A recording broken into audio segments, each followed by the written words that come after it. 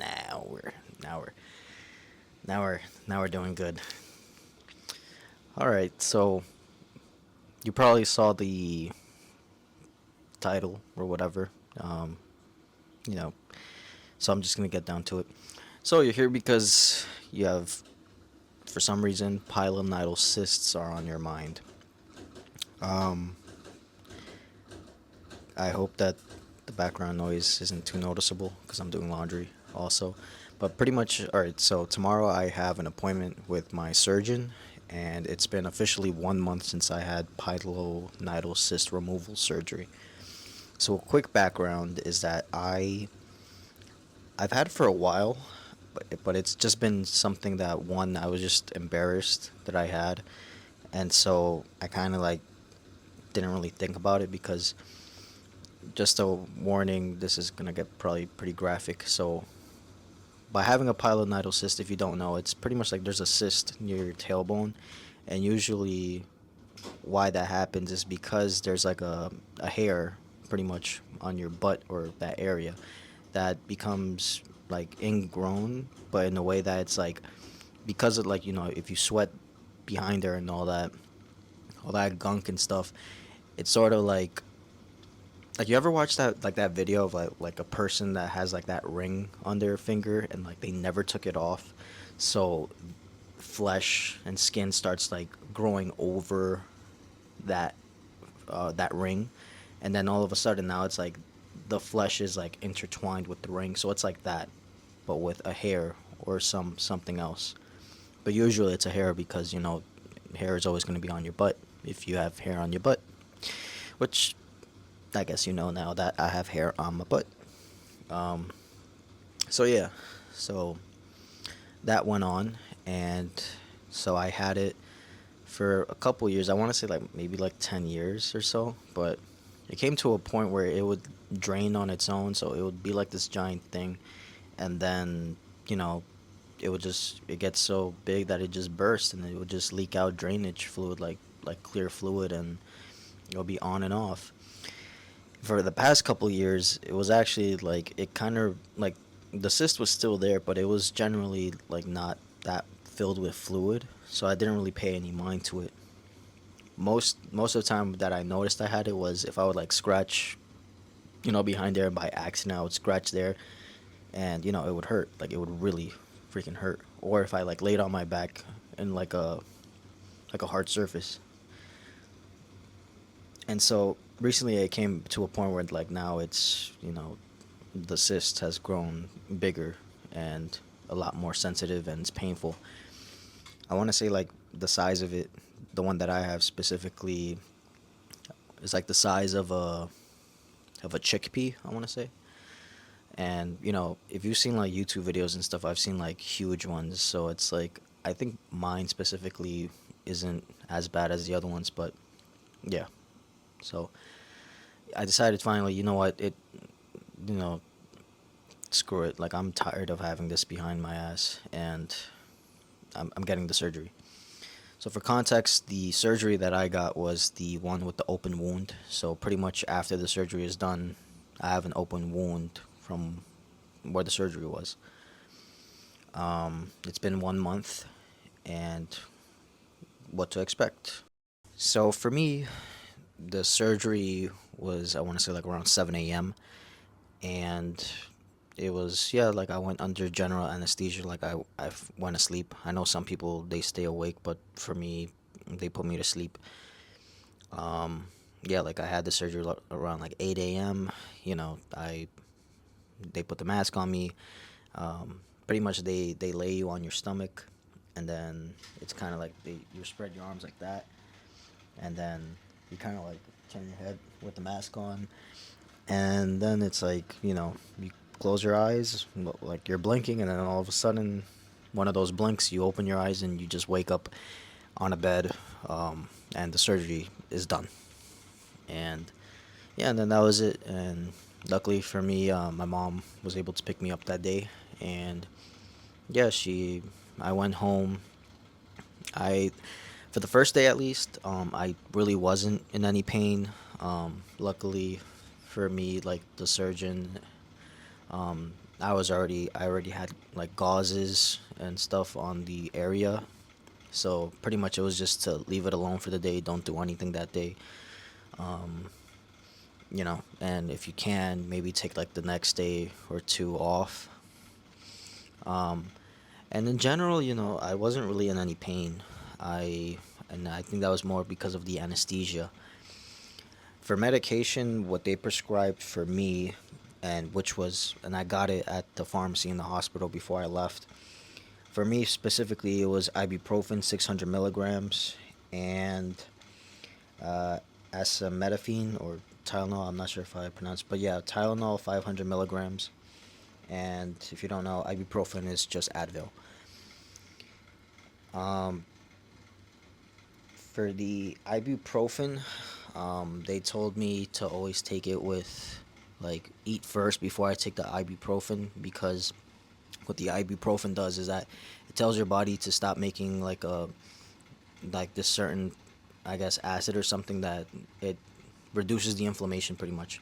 But what happens is that that also happens in your stomach, so you kind of need that fluid, I guess. And if you take it before, like without a meal, you're risking that acid, I guess, like touching the lining of your stomach, which is, that thing. There's this thing that you can get stomach ulcers if you take too much Advil. Acetaminophen, on the other hand, it just kind of like with your brain receptors, and I'm not a doctor, I could be butchering this, but from my understanding, is that with the Tylenol, it doesn't really directly tell the body to stop making a certain thing, but it's just kind of like tricking your brain or numbing the inflammation signals. So it's not really, it's more mental than physical. While the ibuprofen, it's more like mental and physical, because there's actually like telling your body to stop producing a certain chemical, which reduces the inflammation in of in itself. I was also given oxycodone, 5 milligrams, but I guess those like advertisements or those commercials, like I steered away from that. They gave me, I think, like 25 milligrams, and they told me like if I'm like really in a lot of pain to take those. But yeah, but I avoided those like the plague. And so far in general, I guess for me it was like as long as I stayed consistent, it was pretty much like switch around. Don't take both at the same time. Take one of the Tylenol that was prescribed, one dosage of that, and then every 3 hours, like switch, like Tylenol, Advil, Tylenol, Advil. And I tried my best to stay consistent with that. The first couple of days, I thought like, this is sweet, like shit, like I actually don't even feel any pain. But then like I want to say like after 4 days, I think that's when like I guess the anesthesia kind of wore off like fully out of my system, and then that's when like the pain started. Like it was just like it was like this kind of like throbbing pain, almost like when you go to the gym, you have like sore muscles, like that type of pain, but it's not going away. So then it's kind of like, yeah, you got to stay consistent with the Tylenol and Advil, like you have to, and if you don't, your body will remind you to take those medications. And then week two was like, shit, like this was a fucking battle. Like it was like sitting down. I hated sitting down so much, man, like so much.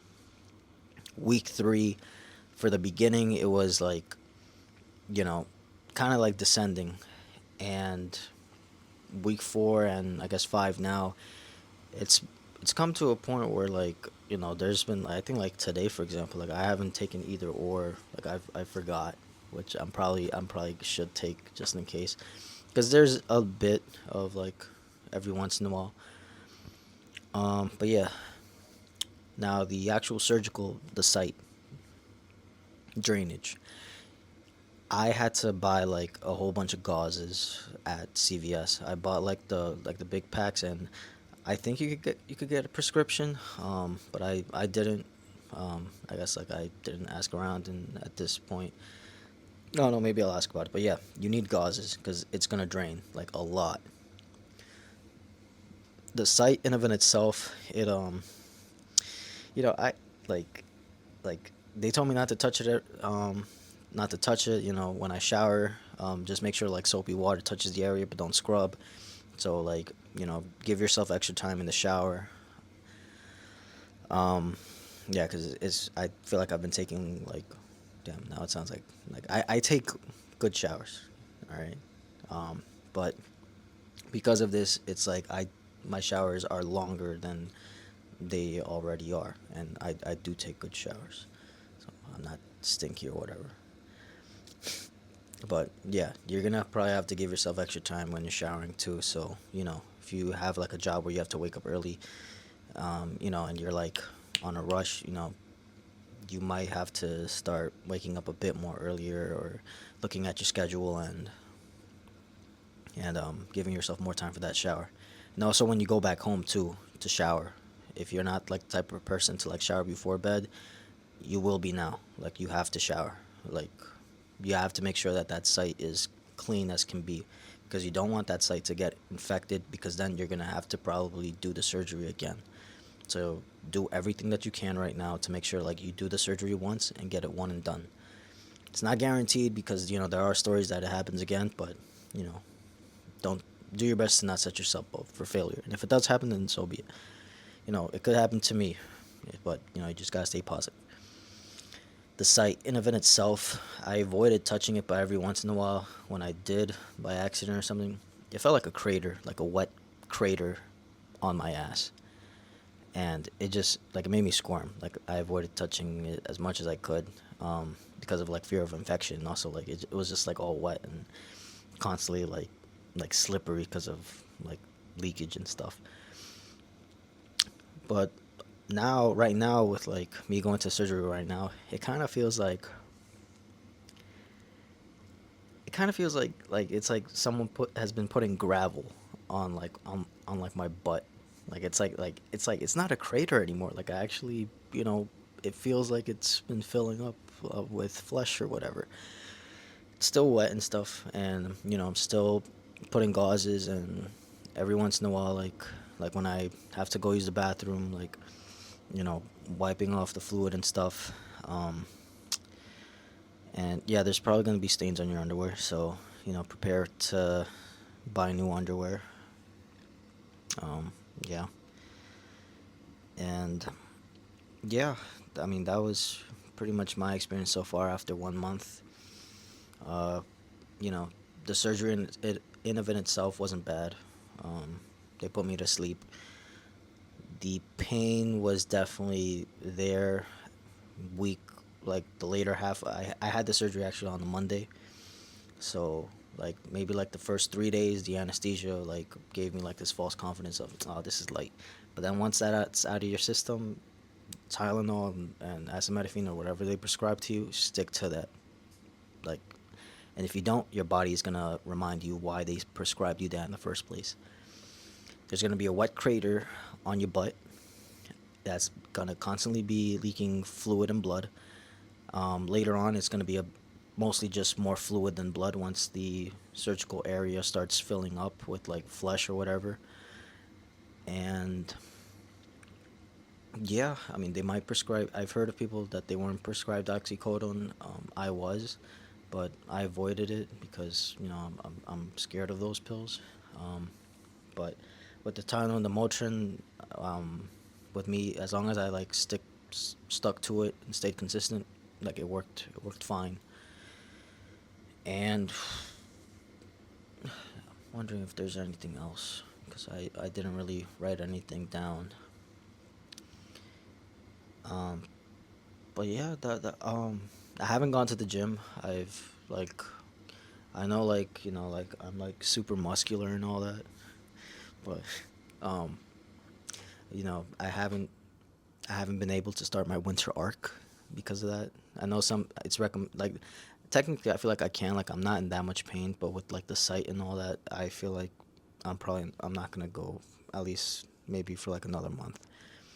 So I've just been sticking to like eating, and that reminds me, like checking my diet and all that. What I've been doing that I feel like has been helping me is upping my protein. So protein shakes, making sure like I have a high protein diet, because I feel like the protein has been definitely helping with the recovery.